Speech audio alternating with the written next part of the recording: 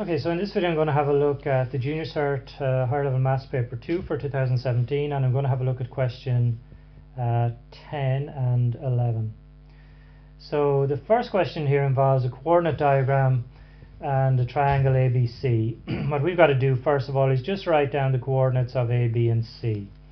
So if we take A here, well, you go out the x-axis 2, you go up the y-axis 1, so this is just going to be 2, 1. Look at B here, you go out the x-axis 10, you go up the y-axis 2. Look at C here, you go out the x-axis 4, you go up the y-axis 5. That's the first part of this question. Second part then just says show that ABC is a right angle triangle without measuring it. So we've got to show that this is a right angle triangle.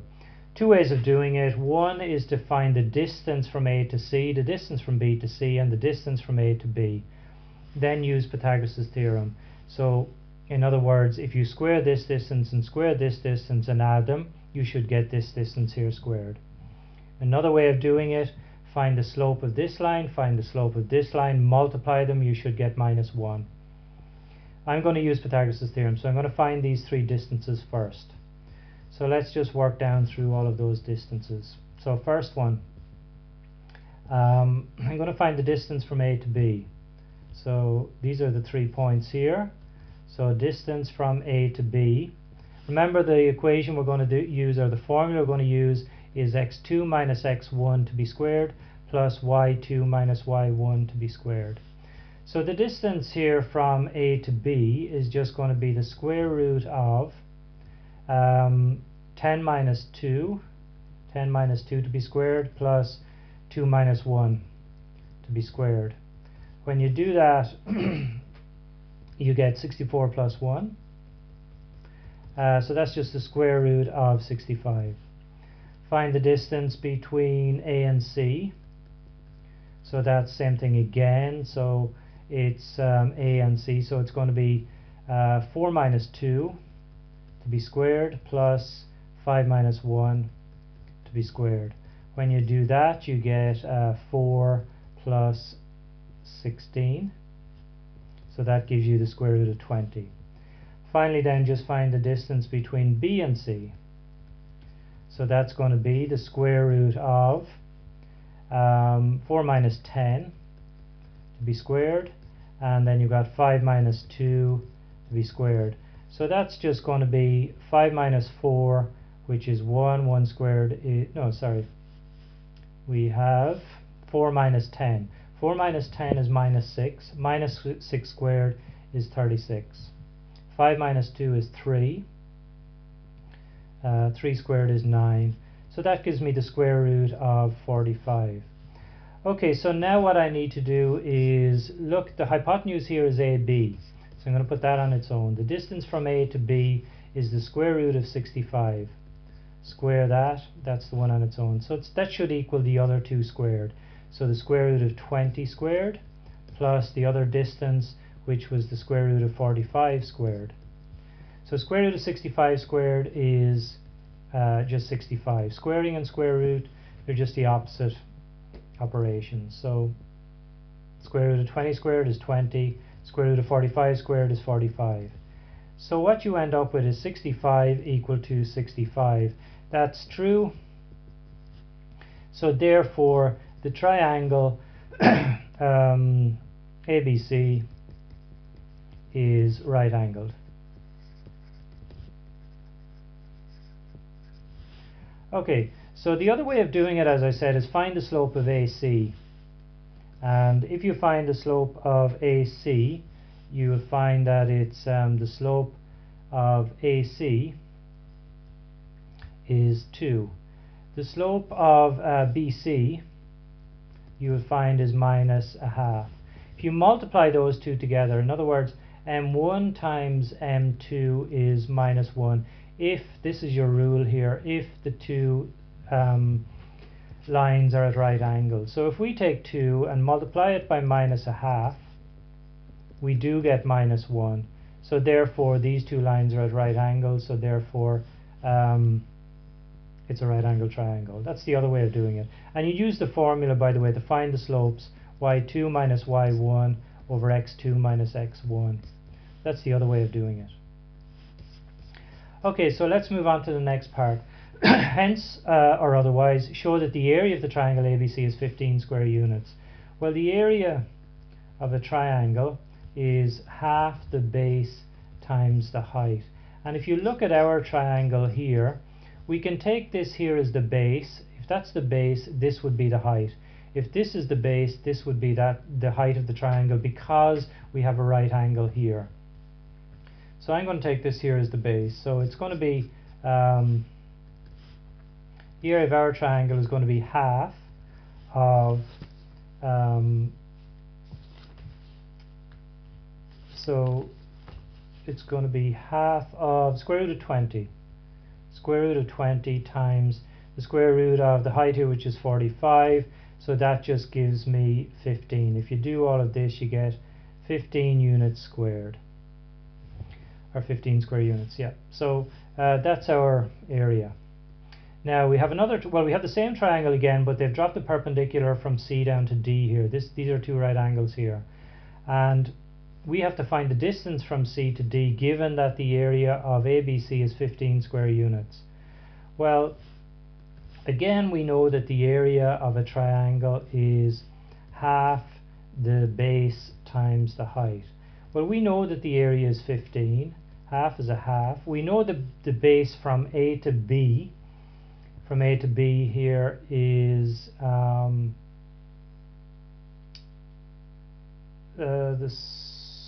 base was this square. Let me just double check that one. From A to B was the square root of 65. There you go, square root of 65.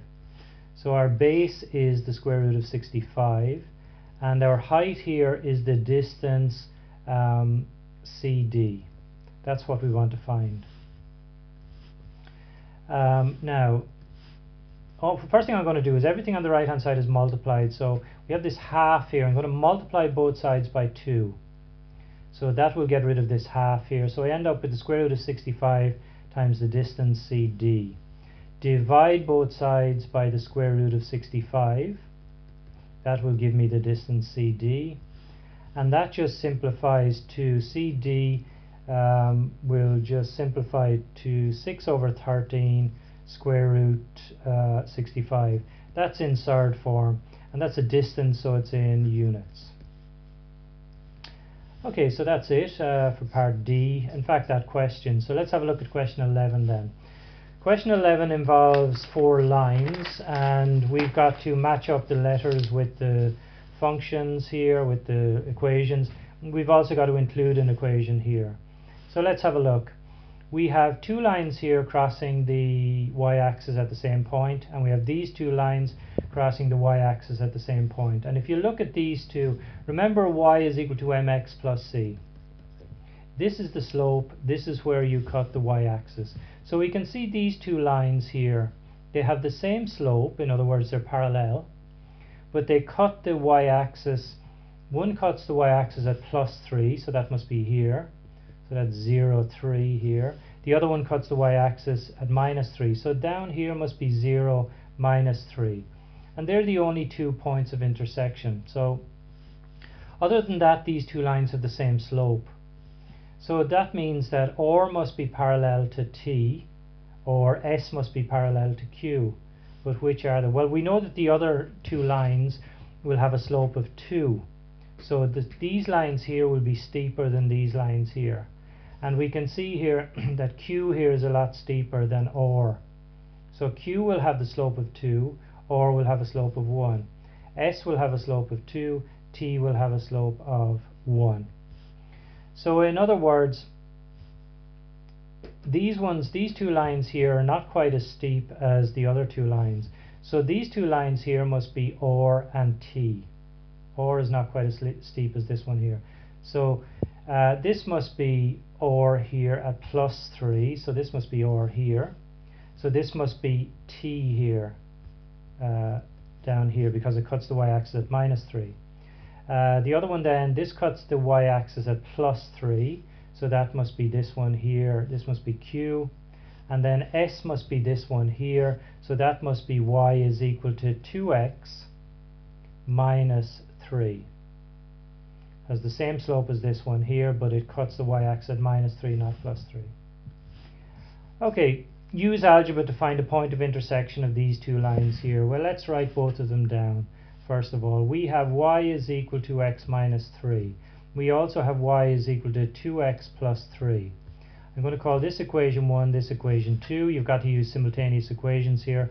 I'm just going to write them in a slightly different format. I'm going to bring the x over to the other side for both of them, just to make it easier to do. So y minus 2x here is equal to 3 here. Now, let's just do these two. So we have a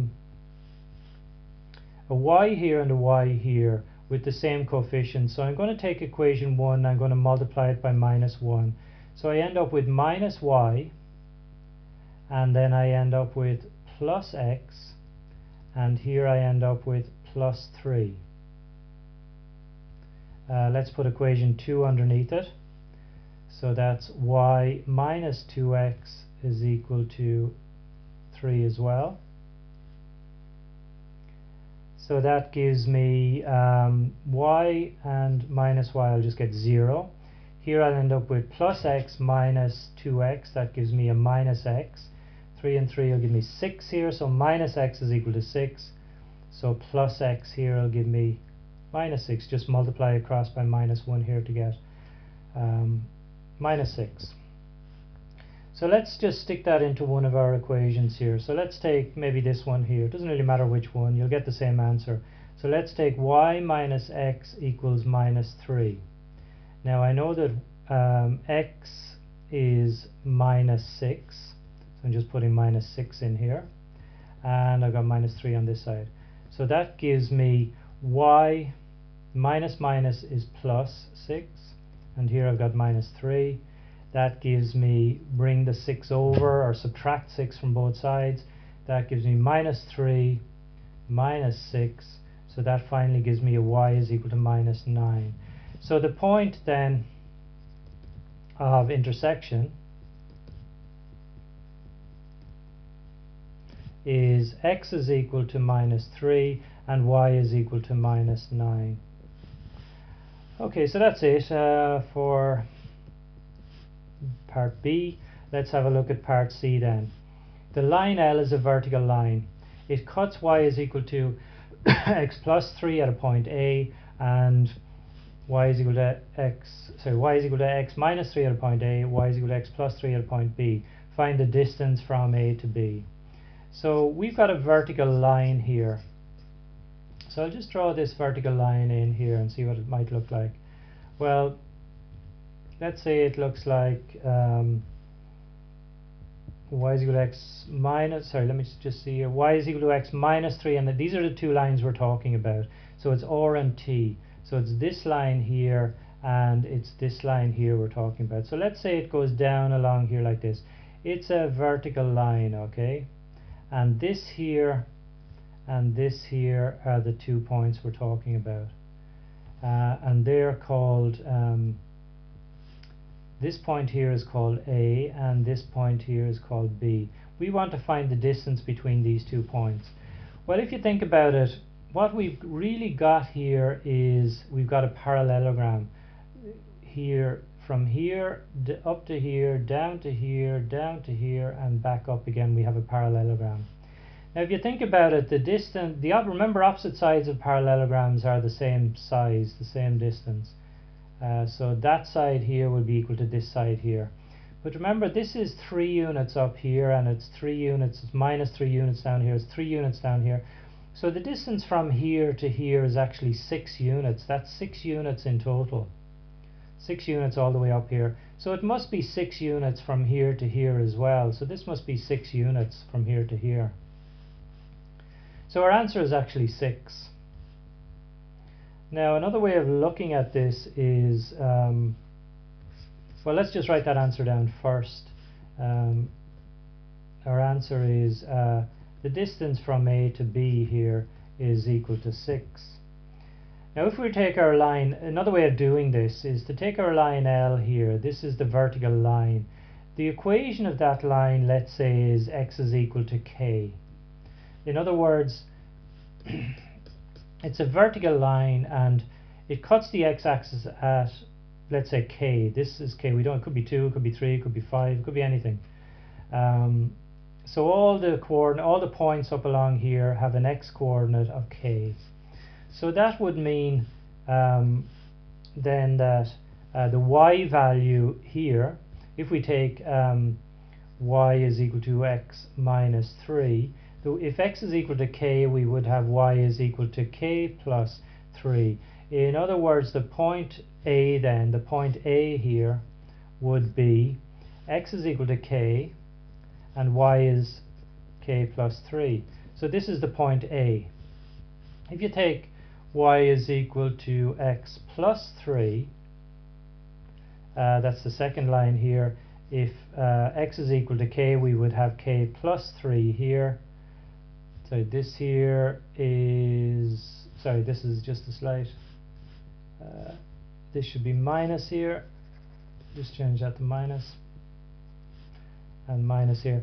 If we take our x plus 3 here, our point B here would be k and k plus 3. So if you want to find the distance between these 2 points here, the distance between those 2 points, you can just use, you know, the square root of x2 minus x1 to be squared plus y2 minus y1 to be squared. Now if we call our 2 points, let's say this is x1 y1 x2 y2, what we would end up here is the distance between A B then would just be equal to k minus k to be squared. That's just going to be 0, and then we would have k plus 3 minus k minus 3 to be squared. That will just give us, here this will just be 0, and here we'll just end up with k plus 3 minus k here, and minus is plus 3 here to be squared. So if you do that, what you end up with here is k minus k is 0, 3 plus 3 is 6 squared. So I'll just come up here. That will give me the square root of 36, which is equal to 6. So we get the same answer, but maybe this is a more complicated way of doing it, but this here would be just drawing a parallelogram kind of way of doing it. So anyway, look, that's the end of questions 10 and 11.